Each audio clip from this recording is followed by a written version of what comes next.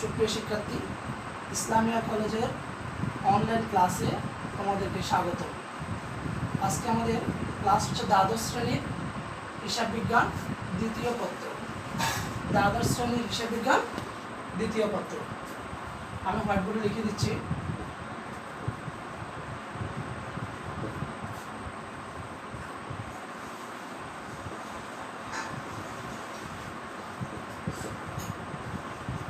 আজকে আমাদের আলোচ্য বিষয় অর্থাৎ অধ্যায় আমাদের নগদ প্রবাহ বিবরণী। নগদ প্রবাহ বিবরণী। আমরা নগদ প্রবাহ বিবরণী কি জানবো, এটা নিয়ে একটু বিশদ আলোচনা করব। তারপর আমরা অঙ্কের নমুনায় চলে যাব। যে আমরা লিখলাম নগদ প্রবাহ বিবরণী। এখানে তিনটে শব্দ, একটা নগদ প্রবাহ, একটা বিবরণী। প্রবাহ দুই প্রকার, একটা আন্তঃপ্রবাহ আর একটা বহিঃপ্রবাহ। অর্থাৎ কারবারের নগদ টাকার আগমন এবং নগদ টাকার নির্গমন। তোমরা ভালো করে খেয়াল করো, যদি ক্লাসটা খেয়াল করো তাহলে তোমাদের আর বাসায় না পড়লেও মানে অধ্যায়ের সম্বন্ধে ভালো ধারণা হয়ে যাবে। তাহলে আমি আবার বলছি, প্রবাহ দুই প্রকার, একটা আন্তঃপ্রবাহ, একটা বহিঃপ্রবাহ। অর্থাৎ একটাতে কারবারের টাকা আসবে, এই জন্য আমি পাশে প্লাস দিলাম। আরেকটা থেকে আরেকটার মাধ্যমে কারবার থেকে টাকা চলে যাবে, সেই জন্য আমি মাইনাস দিলাম। এবার আমি যদি সংজ্ঞায় যাই, এটা শুধু এই প্রবাহ কথাটা নিয়ে যদি আমি নগদ প্রবাহ বিবরণীতে সংজ্ঞা যাই, তাহলে দেখা যাচ্ছে যে বিবরণীতে কারবারের নগদ আগমন ও নির্গমন প্রদর্শন করা হয়, তাকে নগদ প্রবাহ বিবরণী বলে। যে বিবরণীতে কারবারের নগদ আগমন ও নির্গমন প্রদর্শন করা হয় তাকে নগদ প্রবাহ বিবরণী বলে।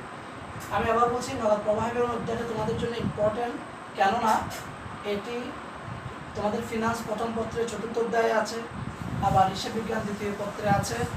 আবার এটা নিয়ে তোমরা যখন ডিগ্রি বা অনার্স মাস্টার্স করবে, এটা বিভিন্ন ক্লাসে বিভিন্ন ভার্সানে আছে। অর্থাৎ উপরে লেভেল ইংলিশ ভার্সান, এখানে বাংলা ভার্সান। আর আরও যদি তোমরা খেয়াল করো, আজকে 12টা 10-এ আমাদের যে এই অনার্স সেকেন্ড ইয়ারের যে ক্লাস ইন্টারমিডিয়েট অ্যাকাউন্টে, সেখানে আমরা এই ক্লাসটা নিব, সেটা আমরা ইংলিশ ভার্সানে নিব। তাহলে তোমরা যদি ওটা খেয়াল করো তাহলেও ব্যাপারটা ক্লিয়ার হয়ে যাবে তোমাদের কাছে। যাই হোক, আমরা নগদ প্রবাহ বিবরণীর সংখ্যাটা দিলাম। আশা করি তোমরা নোট করে নিয়েছো, অথবা ক্লাসটা যদি তোমাদের বারবার দেখো, কিছুক্ষণ পর পর দেখো, তাহলে তোমাদের আরও ক্লিয়ার হয়ে যাবে। এখন আমরা আসবো নগদ প্রবাহ বিবরণীতে কার্যক্রম নিয়ে। নগদ প্রবাহ বিবরণীর কার্যক্রম তিন প্রকার। নগদ প্রবাহ বিবরণীর কার্যক্রম তিন প্রকার। 1 নম্বর পরিচালন খাতে কার্যক্রম, 2 বিনিয়োগ খাতে কার্যক্রম, 3 অর্থায়ন খাতে কার্যক্রম। তারপর আমি ডিটেলস লিখে দিচ্ছি। 1 পরিচালন খাতে নগদ প্রবাহ, 2 বিনিয়োগ খাতে নগদ প্রবাহ, 3 অর্থায়ন খাতে নগদ প্রবাহ। তোমরা ভালো করে খেয়াল করলে তোমাদের MCQতেও এই ব্যাপারগুলো আসে। সংজ্ঞাটা, আবার কার্যক্রম কয় প্রকার, এবং এই নিচের কোনটি নগদ প্রবাহ বিবরণীর সাথে সংশ্লিষ্ট নয়, এই জাতীয় MCQগুলো আসে। যদি খুব ভালো করে খেয়াল করো তাহলে MCQর জন্য প্রস্তুতি হয়ে যাবে, অঙ্কের জন্য প্রস্তুতি হয়ে যাবে। এটা ঠিক যে তোমাদের হয়তো এখন হিসাব বিজ্ঞানের থিওরি আসে না, কিন্তু হিসাব বিজ্ঞানের থিওরিটা যদি খুব ভালো করে না পড়ো তাহলে ম্যাথমেটিক্যাল টার্মগুলো পারা যাবে না। যাক, আমরা এখন নগদ প্রবাহ বিবরণী শিখলাম। আমরা শিখলাম হিসাব নগদ প্রবাহের কার্যক্রম 3 প্রকার: পরিচালন খাতে, বিনিয়োগ খাতে, অর্থায়ন খাতে। আমি যদি আরেকটু ক্লিয়ার করে বলি, একটা কারবারে যে সমস্ত লেনদেন থেকে টাকা আসে এবং যে সমস্ত লেনদেনে টাকা যায়, ওদেরকে আমরা একটা বিবরণীতে সিরিয়াল করে লেখার জন্য 3টে স্টেপে ভাগ করব। একটা স্টেপ পরিচালন, একটা স্টেপ বিনিয়োগ খাত, আর একটা স্টেপ অর্থায়ন খাত। তোমরা একটু খুব ভালো করে খেয়াল করো। আমরা এরপরে চলে যাব কোন কোন দফা বা বিষয়গুলো পরিচালন খাতে, কোনগুলো বিনিয়োগ খাতে, আর কোনগুলো অর্থায়ন খাতে। তাহলে আমরা মুছে দিচ্ছি, মুছে আমরা এবার পরের পার্টে চলে যাচ্ছি।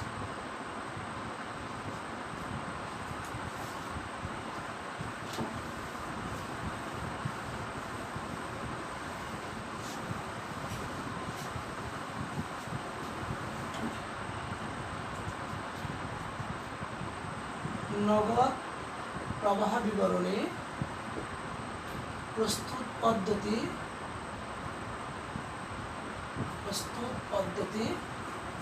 দুই প্রকার।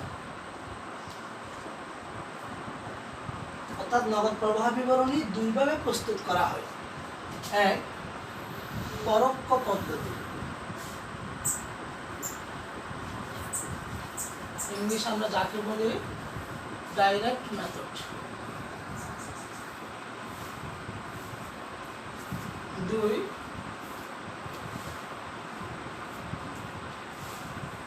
পরোক্ষ ইংলিশটা হবে ইনডাইরেক্ট মেথড। একটা হচ্ছে প্রত্যক্ষ পদ্ধতি, ওটা ইংলিশ হবে ডাইরেক্ট মেথড।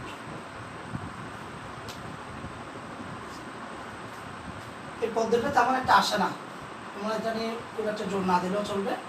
এটা পরীক্ষায় আসবেই। এটা যদি তোমার হিসাব বিজ্ঞান সেকেন্ড পেপারে না আসে, তোমার ফিনান্সের প্রথম পত্রে আসবে। আর ধরে নিলাম ইন্টারে তোমার আসলে না, তুমি এরকম চিন্তা করলাম, কিন্তু তোমার হায়ার লেভেলে পড়াশোনা করলে এটা তোমাকে পড়তেই হবে। সুতরাং বুদ্ধিমানরা বুদ্ধিমতীরা আজকে শিখে ফেলবে, আর নির্যুবতরা এবারে ঠকবে, পরের বারে শিখবে। তাহলে আমরা প্রস্তুত পদ্ধতি দুই প্রকার, এটাও জানলাম, পরোক্ষ পদ্ধতিও জানলাম। আমরা এবার পরোক্ষ পদ্ধতিতে নমুনাটা অঙ্কন করে তোমাদেরকে দেখাচ্ছি।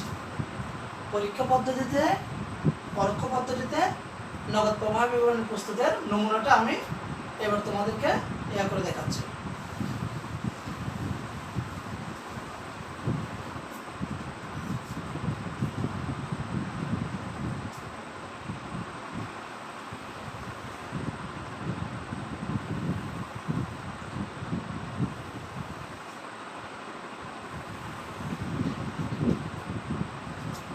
লিখবো আমরা কোম্পানির নাম, আমরা এখানে খালি রাখলাম, এই জায়গায় তোমরা কোম্পানির নামটা বসিয়ে দেবে।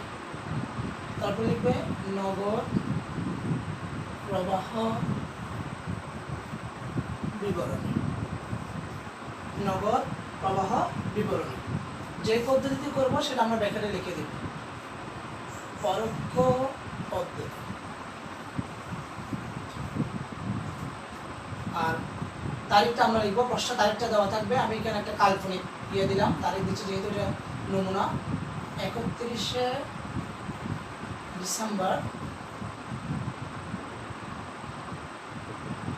2019-18 দিলাম সালে 70 বছরের জন্য।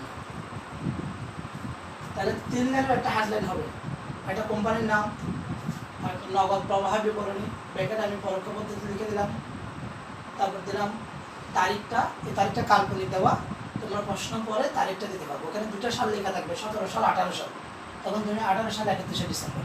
ওখানে যদি থাকে 15 সাল 16 সাল, তাহলে তুমি দিলা 16 সালের 31শে ডিসেম্বর। ওই হিসাবে ম্যাচ করে দিতে হবে। আমরা এখানে দিলাম বিবরণ,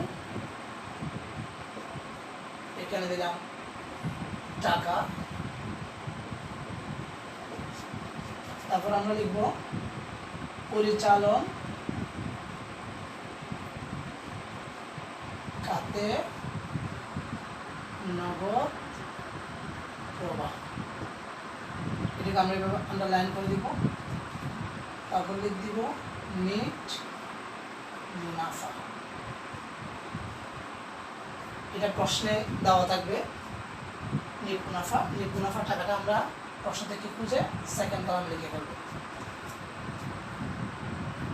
এরপর আমরা লিখব সমন্বয় সমূহ।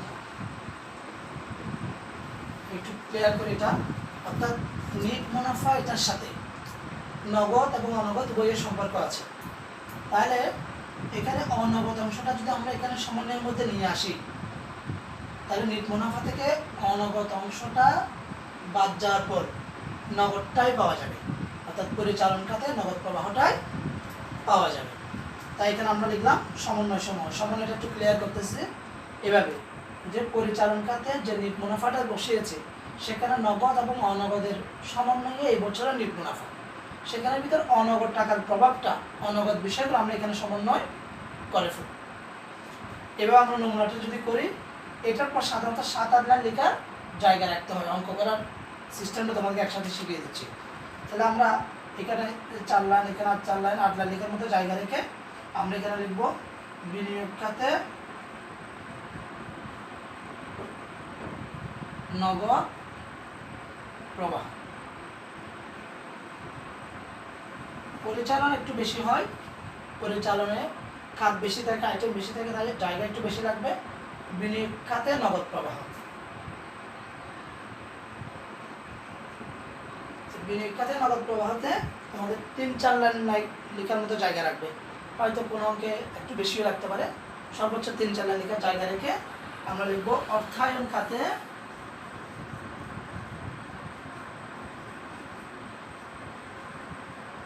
নগদ প্রবাহ। সব অঙ্কে আমরা প্রথমে এইভাবে নমুনাটা করে ফেলতে পারবো। তারপর আমরা এখানে যে 8টা উদাহরণ এখন তোমাদেরকে দিব, এখানে যে 4টা-5টা দিব, এখানে যে 4টা-5টা দিব, এগুলো প্রত্যেক অঙ্কে থাকতেও পারে, নাও থাকতে পারে। একটা নগদ প্রবাহ বিবরণী খুবই সোজা, এই কারণে নগদ প্রবাহ বিবরণী সোজা, এটা এই কারণে সোজা যে একই রকম দফাগুলি কিন্তু বারে বারে আসে। অঙ্ক হয়তো ভিন্ন হয়, টাকা হয়তো ভিন্ন হয়, কিন্তু একই দফাগুলো বারে বারে আসে। তোমরা যদি 1টা 2টা 3টা প্র্যাকটিস করো, তাহলে পরিচালন খাতে কোনগুলো আসবে, বিনিয়োগ খাতে কোনগুলো আসবে, অর্থায়নে কোনগুলো আসবে, খুব ইজি হয়ে যাবে ব্যাপারটা। তো এরপর এটা যেহেতু নমুনা, আমি এখানে একদম নাম উদাহরণ সহ দিয়ে দেওয়ার চেষ্টা করতেছি তোমাদের জন্য। তাহলে প্রথমে আসলো অবচয়। অবচয় টাকাটা প্রথম কলামে আসবে, এটা প্লাস হবে। যদি মাইনাস হয় আমি এখানে ব্র্যাকেট দিয়ে দেখাতাম, যদি মাইনাস হয় আমি এখানে ব্র্যাকেট দিয়ে দেখাতাম, -9 বিধায় আমি এটা মুছে দিলাম, অর্থাৎ খোলা থাকা মানে প্লাস। তাহলে এভাবে অবচয়, অবলোপন, অবচয়, অবলোপন। তারপর চলতি সম্পত্তি, চলতি সম্পত্তি যদি হ্রাস পায়, অর্থাৎ বিগত বছরের তুলনায় চলতি বছরে যদি চলতি সম্পত্তি কমে যায়, দেনাদার, প্রাপ্য বিল, ব্যাংক জমা, তাহলে এগুলো প্লাস করতে হবে। আমি এখানে পাশে প্লাস দিয়ে দেখাচ্ছি। চলতি সম্পত্তি হ্রাস পেলে প্লাস। সুতরাং চলতি সম্পত্তি যদি বৃদ্ধি পায় তাহলে হবে মাইনাস। আবার এই চলতি সম্পত্তি দুটার সাথে চলতি দায়ের বিপরীত সম্পর্ক। তাহলে আমি বলতেছি, তারপরে তোমরা আগে আগে চারে শেয়ার করতে পারো আমার সাথে। চলতি দায় হ্রাস পেলে হবে মাইনাস, চলতি দায় বৃদ্ধি পেলে হবে প্লাস। এখন চলতি সম্পদ, চলতি দায়গুলো তোমাদেরকে চিনতে হবে। চলতি সম্পত্তি বলতে আমি আবার কয়েকটি উদাহরণ দিচ্ছি। তোমরা ফার্স্ট ইয়ারে ফাইনাল অ্যাকাউন্টে 9ম-10ম শ্রেণীতে চলতি সম্পত্তি অনেকগুলো চিনেছ। ব্যাংক জমা, প্রাপ্য বিল, প্রাপ্য হিসাব, অগ্রিম খরচ, মজুদ সমাপনী মজুদ পণ্য, আর চলতি দায়ের মধ্যে আছে পাওনাদার, প্রদেয় বিল, বকেয়া খরচ ইত্যাদি। তাহলে দিকে অবচয় আসবে, অবলোপন আসবে, চলতি সম্পদ, চলতি দায় সংক্রান্তগুলো আসবে। আরেকটা বিষয় আসবে স্থায়ী সম্পত্তি, স্থায়ী সম্পত্তি বিক্রয়জনিত লাভ ক্ষতি। ক্ষতি হলে মাইনাস প্লাস, লাভ হলে মাইনাস। তো চলতি সম্পত্তি বিক্রি করে পুরো টাকাটা এখানে আসবে না, শুধু লাভ বা ক্ষতির অংশটা। যদি লাভ হয়ে থাকে সেটা মাইনাস হবে, আর ক্ষতি হয়ে থাকলে সেটা প্লাস হবে। এটা কেন একটু, যেহেতু যদি লাইভ ক্লাস হতো তোমার হয়তো কেন কোয়েশ্চেন করার সুযোগ পেতে, আমি তোমাদের যাদের মনে মনে কেন আসতেছে হোয়াই, তাদের জন্য আমি আবার একটু ডিটেলস বলতেছি। এই নিট মুনাফাটা পাওয়ার সময় লাভ হয়ে থাকলে আমরা যোগ করেছিলাম, এখন আসলটা পাওয়ার জন্য আমরা আবার বিয়োগ করতেছি। আর ক্ষতি হয়ে থাকলে আমরা বিয়োগ করেছিলাম, আয় আমরা এখন যোগ করতেছি। তো অনুরূপভাবে অবচয় অবলোপন এটাও ছিল খরচ, ফলে মোট আয় থেকে নিট মুনাফাটা পাওয়ার জন্য এগুলো বিয়োগ করা হয়েছিল, আর আমরা এখন যোগ করতেছি। আমি আবার বলছি, নিট মুনাফাটা নগদ এবং অনগদের সমন্বয়। এখন আমাদের পার্টটা হচ্ছে নগদ অংশটা বের করা। নগদ অংশ লেনদেন অসীম, যে কারণে আমি তোমাদেরকে বারবার বলছি, শুধু অনগদ এই লেনদেনগুলো যদি আমরা এখানে মার্ক করে এদের সাথে যোগ বিয়োগ করতে পারি, তাহলে নগদ অংশটা পাওয়া যাবে। নগদের উদাহরণের শেষ নেই, কিন্তু অনগদের উদাহরণগুলো, অনগদের দফাগুলো আমাদের জানা সীমাবদ্ধ, যে কারণে আমরা এগুলো তোমাদেরকে বারবার মার্ক করে দেখাই। এখন ফাইনালি যেটা দাঁড়াচ্ছে, এই রেজাল্টগুলো শেষে যোগ বিয়োগ করে টাকাটা যাবে পরের কলামে। এই টাকাটা পজিটিভ আসতে পারে, নেগেটিভ আসতে পারে। যদি নেগেটিভ আসে উপরেরটা থেকে বিয়োগ করে বসাবো, আর পজিটিভ আসলে যোগ করে বসাবো। এই টাকাটাই হচ্ছে পরিচালন খাতে নগদ প্রবাহ।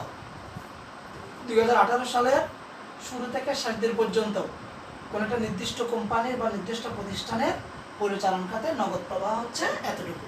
তোমাদের যদি ক্রিয়েটিভ প্রশ্ন হয়, ক খ গ 3 পার্ট হয়, অনেক সময় পড়বে শুধু পরিচালন খাতে নগদ প্রবাহ নির্ণয় করো, তখন শুধু এতটুকু পর্যন্ত করে ফেললে হবে, সেখানে কিন্তু 2 মার্কস। আবার এই পুরোটা তোমাদেরকে খতে বা গতে দিতে পারে, খতে বা গতে ওটা 4 মার্কস। যদি পুরোটা এখানে দেয় তাহলে এভাবে এখানে যে রেজাল্টটা পেয়েছো রেজাল্টটা বসে দিলে হয়ে যাবে। তাহলে তোমাদের শিখালাম পরিচালন খাতে নগদ প্রবাহ দফাগুলো কি কি, কোনটা যোগ কোনটা বিয়োগ। আমি ডিটেলসে বললাম, তোমরা যারা ভালো বুঝছো তারা বুঝে দাও। তাহলে তোমরা যারা ভালো মতো বুঝছো তারা একবার যদি ভালো করে খেয়াল করো বা রিভাইজ করো বা এরকম একটা অঙ্ক প্র্যাকটিস করার চেষ্টা করো, তাহলে তো রপ্তে চলে আসবে। আর এরপরে যারা বুঝে নেই, এই বারবার বলছে এই দফাগুলোর বাইরে আসবে না। আমাদের যাদের মেমোরাইজিং পাওয়ার ভালো তারা এটা একদম মুখস্থের মতো রেখে দিতে পারে। অবচয় যোগ হবে, অবলোপন যোগ হবে, সম্পত্তি বিক্রয়ের ক্ষতিটা যোগ হবে, লাভটা বিয়োগ হবে, আর চলতি সম্পদ চলতে দেয় এই মুখটা তো দিয়ে দিলাম। তোমরা কিন্তু 4 লাইন মুখস্থ পারবে না, 1 লাইন মুখস্থ করলে 8 লাইনটা পাওয়া যাবে। চলতি সম্পত্তি হ্রাস পেলে যোগ, সুতরাং বৃদ্ধি পেলে বিয়োগ, দায়গুলো এবার উল্টো করে 4টা লাইন যদি মুখস্থ করো তাহলে হজবরল হয়ে যাবে। একটা লাইনেই তোমরা ভালো করে খেয়াল করবে। এবার আমরা চলে যাব বিনিয়োগ খাতে নগদ প্রবাহ। আমরা একটা প্রথমে ক্লু দিয়ে দিই, স্থায়ী সম্পত্তি। এবার যারা স্থায়ী সম্পত্তি চেনো তাদের তো কথা নেই, যারা চেনো না তাদের জন্য যদি আমি একটু খেয়াল করে কয়েকটা উদাহরণ দিয়ে দিই। আসবাবপত্র, দালান কোঠা, জমি, বিনিয়োগ, এই বিষয়গুলো হচ্ছে স্থায়ী সম্পত্তি। এখন স্থায়ী সম্পত্তি যদি হ্রাস পায় তাহলে তোমাকে বুঝতে হবে যে নগদ টাকার বিনিময়ে তুমি স্থায়ী সম্পত্তি বিক্রি করে ফেলছো, ফলে তোমার কাছে টাকা আসবে। টাকা আসলে তাহলে স্থায়ী সম্পত্তি যদি হ্রাস পায় তোমার কাছে টাকা আসবে, তাই প্লাস। আর যদি স্থায়ী সম্পত্তি বৃদ্ধি পায় তাহলে বোঝাচ্ছে তুমি নগদ টাকা দিয়ে যে স্থায়ী সম্পত্তি কিনেছো, অর্থাৎ নগদ টাকা দিয়ে কিছু আসবাবপত্র কিনেছো, তার আসবাবপত্র বাড়বে বটে, কিন্তু তোমার কাছ থেকে নগদ টাকা কমে যাবে, ফলে এটা থাকবে মাইনাস। তাহলে এখানে লাইনটা শুধু স্থায়ী সম্পত্তি নিয়ে, স্থায়ী সম্পত্তি বিক্রি করে তুমি মোট যে টাকাটা পাবে সেটা প্লাস, তার সম্পত্তিটা হ্রাস পাবে, আসবাবপত্র হ্রাস পাবে, কিন্তু নগদ টাকা বৃদ্ধি পাবে, সেজন্য প্লাস। আবার স্থায়ী সম্পত্তি বৃদ্ধি পেলে, অর্থাৎ তোমার কাছে কোনো একটা স্থায়ী সম্পত্তি বৃদ্ধি পেলে নগদ টাকার বিনিময়ে বৃদ্ধি পাবে, পকেট থেকে, ব্যাংক থেকে, কারবার থেকে নগদ টাকা হ্রাস পাবে, যে কারণে এটা হবে মাইনাস। এখানে লাভ ক্ষতির অংশটা না, কিন্তু শুধু লাভ ক্ষতির অংশটা যাবে পরিচালন খাতে, আর মোট যে টাকাটা পাবে সেটা আসবে বিনিয়োগ খাতে। তাহলে বিনিয়োগ খাতে কেবল বিনিয়োগ, স্থায়ী সম্পত্তি, এই লেনদেনগুলো আসবে, এর বেশি আসবে না। এগুলো যোগ বিয়োগ করে রেজাল্টটা চলে যাবে পরের কলামে। এখানে আমরা দুইটা টাকা পেলাম, একটা টাকা হচ্ছে পরিচালন খাতে নগদ প্রবাহ, আর একটা টাকা হচ্ছে বিনিয়োগ খাতে নগদ প্রবাহ। এবার বাকি রইল অর্থায়ন খাতে নগদ প্রবাহ। অর্থায়ন খাতে আসবে, আমরা লাভ ক্ষতির অংশটুকু এখানে চলতি সম্পত্তিগুলো এই জায়গায় এক পাটে হয়ে গেল, বিনিয়োগের এখানে গেল স্থায়ী সম্পত্তি, তাহলে আর কারবারে রইল কেবল দীর্ঘমেয়াদী দায় সংক্রান্ত ব্যাপারগুলো, দীর্ঘমেয়াদী দায় সংক্রান্ত ব্যাপারগুলো। এখন ভালো করে একটু খেয়াল করো, যদি দায় বৃদ্ধি পায় তাহলে কারবারে নগদ টাকা বৃদ্ধি পাবে, কেননা মানুষ নগদ টাকা ঋণ করে নেয়, তাহলে তার পকেটে টাকাও বাড়ে আবার দায়ও বাড়ে। কোনো এক সময় এই দায় যখন পরিশোধ করা হয়, তার পকেট থেকে, তার কারবার থেকে, তার ব্যাংক থেকে নগদ টাকা কমেও যাবে আবার দায়ও কমে যাবে। সুতরাং দীর্ঘমেয়াদী দায় যদি বৃদ্ধি পায় তাহলে প্লাস, আর যদি হ্রাস পায় তাহলে মাইনাস। আর এখানে এটা ছাড়া অন্য একটা বিষয় আসবে, নগদ লভ্যাংশ,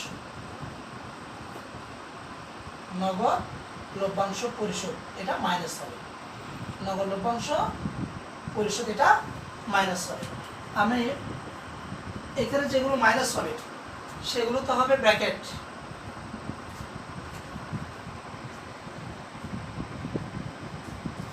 অর্থাৎ এদিকে মাইনাস করে এখানে আমরা ব্র্যাকেট দিয়ে সব এক নাগারে লেখা হলো, সেজন্য মাইনাসগুলো ব্র্যাকেট দিয়ে দেখানো হচ্ছে। আমরা যোগ বিয়োগ করার সময় প্রথমে প্লাস প্লাস প্লাস এগুলো যোগ করে ফেলবো, তারপর মাইনাস দিয়ে এটা দিব, আবার মাইনাস দিয়ে এটা দিব, সাইন্টিফিক ক্যালকুলেটর হোক বা এমনি সাধারণ ক্যালকুলেটর হোক, আমরা সমান চিহ্ন দিলে রেজাল্টটা পাওয়া যাবে। এখন আমরা অঙ্কের প্রায় নমুনার প্রায় শেষের দিকে চলে আসছি। আমি আবার একটু খেয়াল করতেছি, প্রথমে কোম্পানির নাম, তারপর প্রথমে নগদ প্রবাহ বিবরণী, ব্র্যাকেট আমরা পদ্ধতি লিখে দিব, প্রশ্ন থেকে আমরা তারিখের লাইনটা লিখবো, পর বিবরণ টাকা টাকা, আমরা বিবরণের ঘর একটু বড় নিব, টাকার ঘরগুলো একটু ছোট নিব, তারপর আমরা এভাবে নমুনাটা করে ফেলবো। পরিচালন খাতে নগদ প্রবাহ, তারপর নিট মুনাফা, সমন্বয় সমূহ, এরপর 57 লেখার জায়গা রাখবো, 1 2 3 4 5 6 7 8, আমি যে মুখের উপর বলছিলাম আন্দাজে বড় 8 লাইনে হয়ে গেল, ভালো করে খেয়াল করো। এরপর আসবে বিনিয়োগ খাতে নগদ প্রবাহ, সেখানে 2-3 লাইন লিখলে হয়ে যাবে। এরপর আসবে অর্থায়ন খাতে, ওখানে 2-3 লাইন, আর লভ্যাংশটা প্রায় সময় থাকে একটু মুখস্থ রেখে দেবে, নগদ লভ্যাংশ পরিশোধ মাইনাস হবে। এখন এরপর অর্থায়ন খাতে রেজাল্টটা বাইরে চলে গেল, এবার 1 2 3 এই 3টা টাকা যোগ করলে আমরা আমাদের উত্তরটা পেয়ে যাব। এখানেও শেষ করে দেওয়া যায়, আবার 2-1 লাইন বাড়ানো যায়। এখন উত্তরটা শুদ্ধ হয়েছে কিনা কীভাবে বুঝবে? তোমরা যদি আর্থিক অবস্থা করতা তাহলে দায় সম্পত্তির যোগফল দেখে বুঝতে পারতাম টাকা সমান হলে মিলে গেল। এটা কীভাবে বুঝবা? তোমাদের কাছে যে প্রশ্নটা থাকবে সেখানে 2 সালে 2টা নগদ টাকা দেওয়া থাকবে, 2 সালে 2টা, একটা 18 সালে একটা 17 সালে। কাল্পনিক উদাহরণ দিচ্ছি, 18 সালে মনে করো 80,000, 17 সালে 60,000, তাহলে বৃদ্ধি পেল 20,000 টাকা। এই 20,000 টাকার উত্তরটা এখানে পাওয়া যাবে। যদি এরকম হয় তাহলে বুঝে নেবে যে তোমার অঙ্কটা শুদ্ধ হয়েছে, আর নাহলে তোমার কোথাও ভুল হচ্ছে। আর এরপরও যদি তুমি দেখতে পাচ্ছ না কোথাও ভুল হচ্ছে না, তাহলে হয়তো ওদের প্রশ্নও ভুল থাকতে পারে। নিজের উপর কনফিডেন্স থাকলে তুমি তোমার মধ্যে করো অঙ্কটা সলভ করতে পারবে। আমরা ক্লাসের প্রায় শেষের দিকে চলে আসছি। আজকে আমি তোমাদেরকে পুরো নমুনাটা দেখালাম। ইতিপূর্বে কিন্তু আমরা যখন কোভিডের আগে যখন আমরা ক্লাস নিয়েছিলাম তখন এই বিষয়গুলো তোমাদেরকে বলেছিলাম, হয়তো অনেকে ভুলে গেছে, তাই একটু রিমাইন্ডে দিয়ে দিলাম। নেক্সট ক্লাস আমরা একটা উদাহরণ সহ অঙ্ক করাবো বই নিয়ে, আর তারপরে তোমাদেরকে বলি তোমরা এর কোয়েশ্চেন সলভ করতে পারো। এর কোয়েশ্চেন সলভ করতে গিয়ে তোমরা এই নমুনাটা ভালো করে খেয়াল করো, আর যদি কোনো কারণে না পারো, ইনস্ট্যান্ট তুমি কোনো স্যার থাকলে, স্যারের নাম্বার থাকলে ফোন করে জানতে ইচ্ছা হলে তোমরা আমাদের নাম্বারে ফোন দিয়ে সাথে সাথে সমাধানটা নিয়ে যেতে পারো। অনেকের কাছে আমাদের নাম্বার আছে, তারপর আমি আমার নাম্বারটা আবার দিয়ে দিলাম, 018198602 তাহলে আজকের মতো আমরা শেষ করতেছি। আগামী ক্লাসে আবার দেখা হবে। যারা ক্লাসে পার্টিসিপেট করতে পারছে তাদেরকে ধন্যবাদ, আর যারা পার্টিসিপেট করতে পারে না, ইউটিউবে কিংবা আমাদের গ্রুপে এই ক্লাসটা থাকবে, এটা নিয়ে তোমরা আবার পরে ক্লাসটা করে ফেলবো। আল্লাহ হাফেজ।